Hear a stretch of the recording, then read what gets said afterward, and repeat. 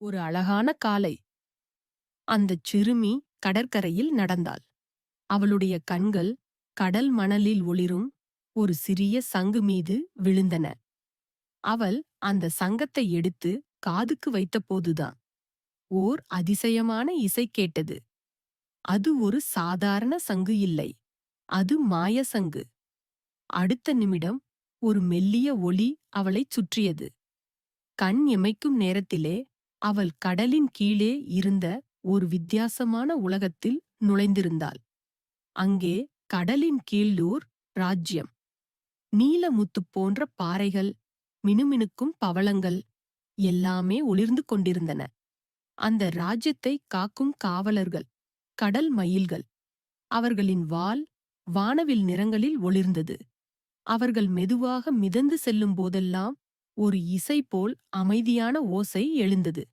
சுற்றிலும் வட்டமிட்டுக் கொண்டாடின பனிச்சந்திர ஜல்லிப்பாம்புகள். அவை மென்மையான ஒளி வீசி அந்த இடத்தை மேலும் மந்திரமயமாக்கின.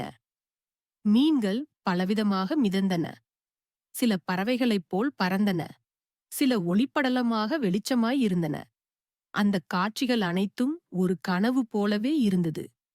அந்த சிறுமி ஆச்சரியத்தில் மூழ்கி அந்த உலகத்தை ஆராய்ந்தாள்.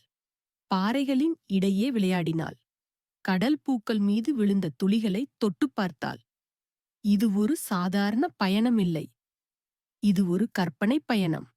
கடலின் ரகசியங்களையும் அதன் அழகையும் அறிய வைத்த ஒரு கனவு பயணம்.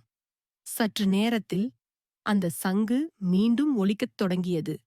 அது ஒரு அழைப்பு போல. மீண்டும் வீட்டிற்குத் திரும்பும் நேரம் வந்தது. அவள் மெல்லவும் சந்தோஷமாகவும் சங்கத்தை வைக்க அந்த ஜாது மாயம் மறைந்தது.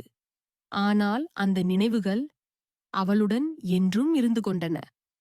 பசுமைக் கடல், மயில்கள், ஜல்லிப்பாம்புகள் அவள் இதயத்தில் ஒரு உன்னத உலகத்தை விட்டுச் சென்றன. ஏன் தெரியுமா?